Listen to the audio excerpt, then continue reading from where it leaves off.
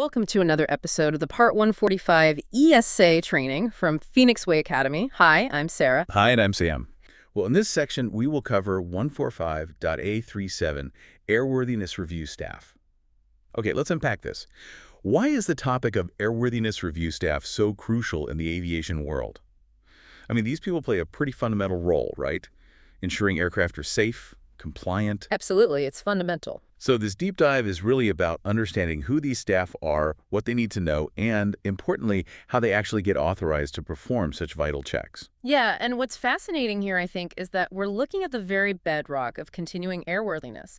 Airworthiness review staff are essentially the guardians. They verify that an aircraft maintained its safety certificate. Their work directly impacts flight safety, operational integrity. It's huge. So not just ticking boxes. Yeah. Oh, definitely not. Think about it. Their verification is what ultimately says, yes, this aircraft is safe to continue flying. And for this, we'll be digging into the Part 145 regulation itself, specifically 145.A.37. And we'll also look closely at the AMC1, that's the acceptable means of compliance. Which tells us how to meet the rules. Exactly. And GM1, the guidance material, which gives us, the practical steps. Together, they really paint the full picture. Great, so let's dive straight into those foundational requirements in 145.A.37. This clause sets the general rules, doesn't it, for who can conduct these reviews and issue the certificates. That's right. Clause 145A.37a kicks things off. It states, in order to be approved to carry out airworthiness reviews and to issue the corresponding Airworthiness Review Certificates, ARC, for aircraft covered by Annex VB, Part ML, the organization shall have airworthiness review staff that comply with all of the following requirements. Yeah. So this is really about the initial fundamental criteria, the baseline. And importantly, it focuses on those Annex VB or Part ML aircraft, typically your lighter aircraft. Think general aviation planes, gliders, balloons. Right, so like if an organization runs a small fleet of training aircraft, maybe Cessna 152s, which fall under Part ML, they need someone specific who's qualified to check everything over according to these rules. That's where 145A.37 comes right in. Precisely. And the first specific requirement under A is in subpoint 1. It demands they have acquired experience in continuing airworthiness of at least 1 year for sailplanes and balloons and of at least 3 years for all other aircraft. So notice the difference there. It distinguishes based on complexity, 1 year for the simpler types, 3 for others. And continuing airworthiness experience, that's quite broad, covering various tasks, which the AMC clarifies later. It's not just wrench turning. Okay, so that makes practical sense. If you're aiming to become an ARS for, say, a hot air balloon, you need at least that 1 year. But for a light single-engine plane, it bumps up to 3 years. It clearly reflects the increased complexity and maybe the potential risks involved. Exactly. Then we move to 145A.37A.2. This one's key. It requires they hold a certifying staff authorization for the corresponding aircraft. Now think about what this means. The person isn't just an administrator looking at paperwork. Right. They have hands-on, validated experience. They're authorized to certify maintenance on the type of aircraft they'll be reviewing. It's a very practical, ground-up requirement. It connects the review directly to the aircraft itself. Okay, this is where it gets really interesting, isn't it? So you can't just be like a regulations expert who's never actually worked on the plane. No, definitely not. You need to have been doing the work. It's like a master mechanic being certified on a specific engine before they can inspect someone else's overhaul on that same engine. You need that deep, practical familiarity. Precisely. Next up is knowledge. 145A.37A.3 states, they have acquired knowledge of Annex I, Part M, Subpart C, or of Annex VB, Part ML, Subpart C.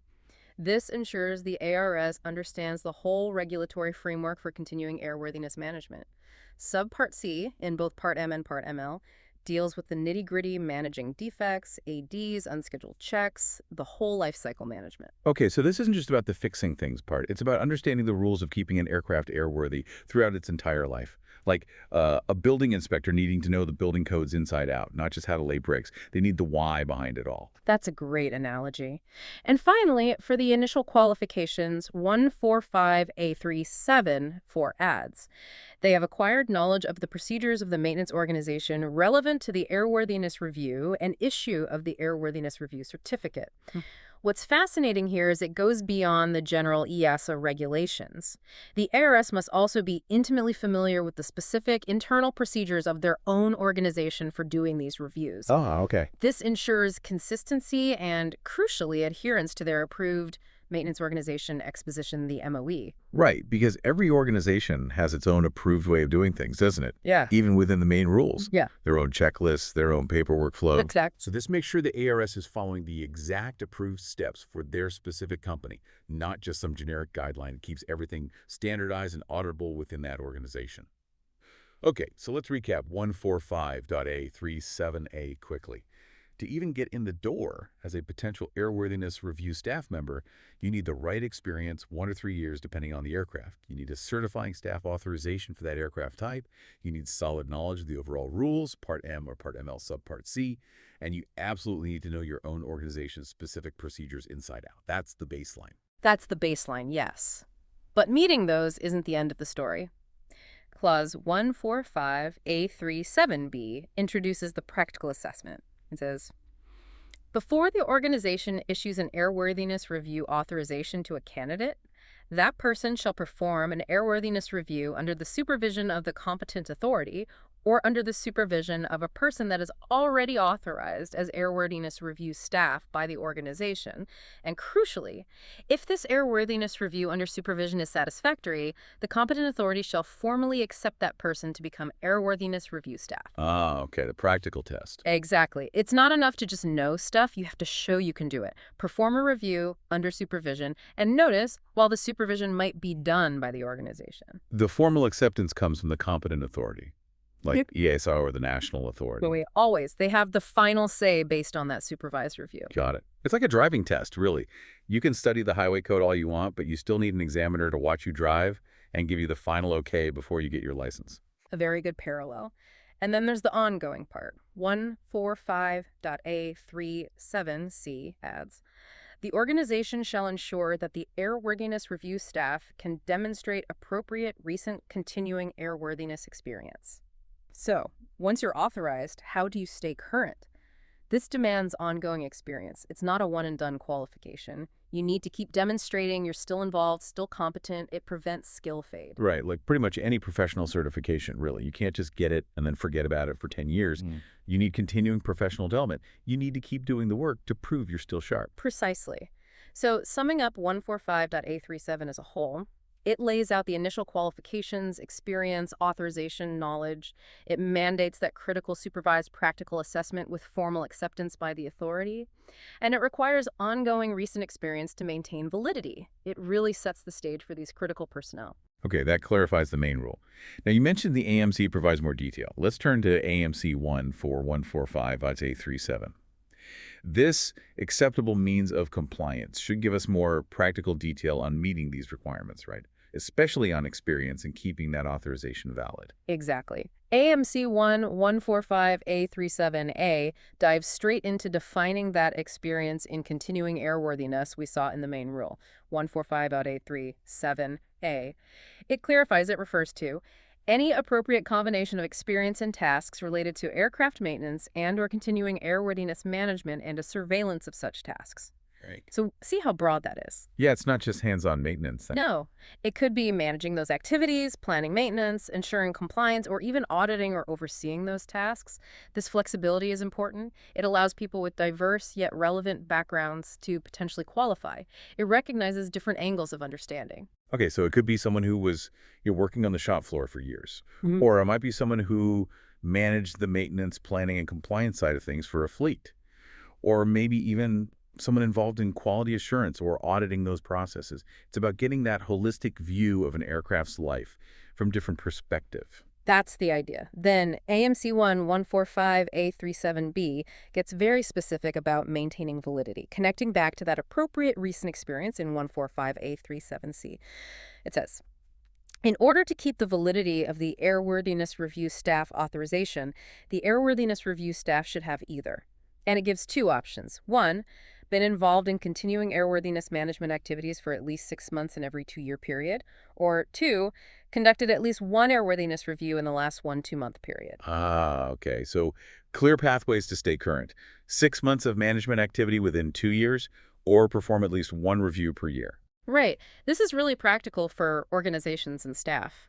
Path 1 suits those perhaps more involved in the management or planning side. Path 2 is for those actively conducting the reviews. It provides flexibility. That makes sense.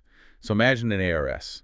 To keep their authorization active, they either need to show they've been consistently working on airworthiness management tasks, maybe planning, AD review, that sort of thing, for 6 months out of every 2 years. Or, perhaps simpler if they're in that role, just conduct at least one full airworthiness review each year.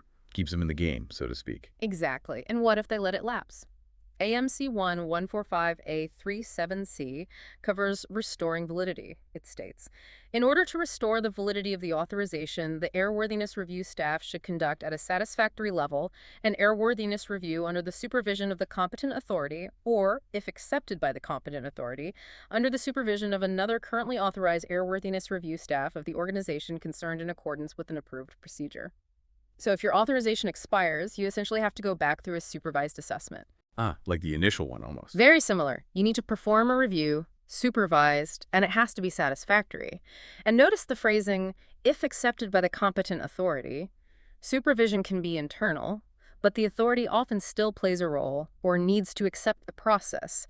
It ensures standards are met even when restoring validity. Right, so if an ARS takes a significant break, maybe moves into a completely different role for a couple of years and their authorization lapses, they can't just jump back in. They need that supervised check flight, if you will, a reassessment to prove they're still up to speed with everything. That's a good way to put it. So overall, AMC1 adds that crucial layer of practical detail. It defines experience broadly, gives clear options for maintaining validity, and outlines the process for restoration. It makes the main regulation workable in the real world. Okay, perfect. Now finally, let's look at GM1 for 145.A.37b. This guidance material. This gives us the step-by-step process for the authorization itself within a Part 145 org, right? The administrative roadmap. Precisely. GM1, under the heading Acceptance and Authorization of Airworthiness Review Staff, ARS, lays out the process. It says, the process of acceptance and authorization of a new ARS within a Part 145 organization includes the following steps. The order of certain steps may vary. So this is the organization's checklist, essentially, detailing the sequence of checks, the assessment, the interactions with the authority, the whole 9 yards. Okay, let's walk through these steps. First, the organization verifies the compliance of the candidate ARS with Point 145A.37a. So step 1 is the internal check. Does the candidate meet all those initial requirements we talked about? Experience, the certifying staff authorization, the knowledge of Part M or ML, and the organization's own procedures. Tick, tick, tick. Got it. Next, the candidate ARS is assessed while performing an airworthiness review, AR, under supervision by the competent authority or supervision by an ARS already authorized by the organization, Right. 145A.37b. And there's that practical assessment, again, referencing the main rule. They actually have to do a review, supervised either directly by the authority or by a seasoned, already authorized ARS within the company. Show, don't just tell. Makes sense. The organization submits an application for change, requiring prior approval, to the competent authority. Ref 145A85, together with a proposed amendment to the MOE, candidate ARS introduced in the list of ARS Ref 145A70As. Okay, now the formal paperwork starts. The organization has to apply to the competent authority for this change because adding ARS capability often requires prior approval as per 145A85. And they need to submit the updated MOE showing the candidate added to the official list of ARS, which is required content under 145A70A6.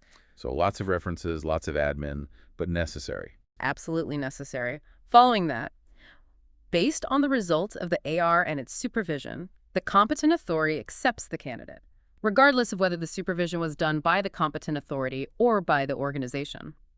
Here's the authority's key decision point. They review the outcome of that supervised assessment and formally accept or reject the candidate. Their stamp of approval is essential. Right. And after the candidate is accepted, the competent authority approves the MOE. Yeah. The authority formally approves the revised maintenance organization exposition, which now includes the newly accepted ARS. This makes it official within the organization's approved documentation. And only then, finally, the organization issues the AR authorization to the ARS. That's the last step. Once the candidate is accepted by the authority and the MOE is approved, Then the organization can issue the internal authorization document to the individual, officially empowering them to act as airworthiness review staff. Wow. Okay, so this whole process, it sounds like it could take quite a bit of time, weeks or even months. It's definitely not a quick rubber stamp. Oh, absolutely not. It involves thorough verification, the practical assessment, formal applications, authority review and acceptance, MOE updates. It's a meticulous process designed to ensure only properly qualified and vetted individuals perform this critical safety function. So GM1 really provides that crucial procedural map, doesn't it?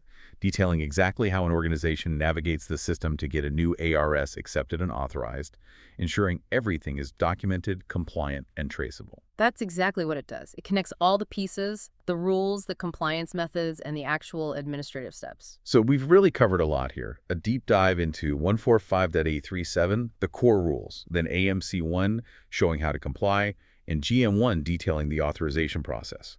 From the initial experience and knowledge needed through that rigorous supervision and assessment and onto the ongoing checks for competency, it's crystal clear just how foundational this airworthiness review staff role is for aviation safety. It really is. And thinking about what this means for you, our listener, whether you're studying this stuff, working in the industry, or just curious about how planes stay safe. It really highlights the layers of safety built into the system. Every single flight relies on processes like these. When an aircraft gets its airworthiness review certificate renewed, it's not just a piece of paper. It's backed by these detailed regulations, by rigorous assessments, and by these highly qualified, experienced individuals doing meticulous work behind the scenes. It certainly gives you a new appreciation for it, Hmm? which leads to a thought, doesn't it? When you think about the level of trust we all place in aviation, how does understanding the sheer rigor behind qualifying just one specific role, like the airworthiness review staff, change how you perceive the overall safety system? Knowing these detailed checks and balances exist, even for things we never see directly, something to mull over. In the next section, we will cover 145.A.40 equipment and tools. Follow us on social media under the name Phoenix Way Academy. Thanks for listening. Stay safe and stay in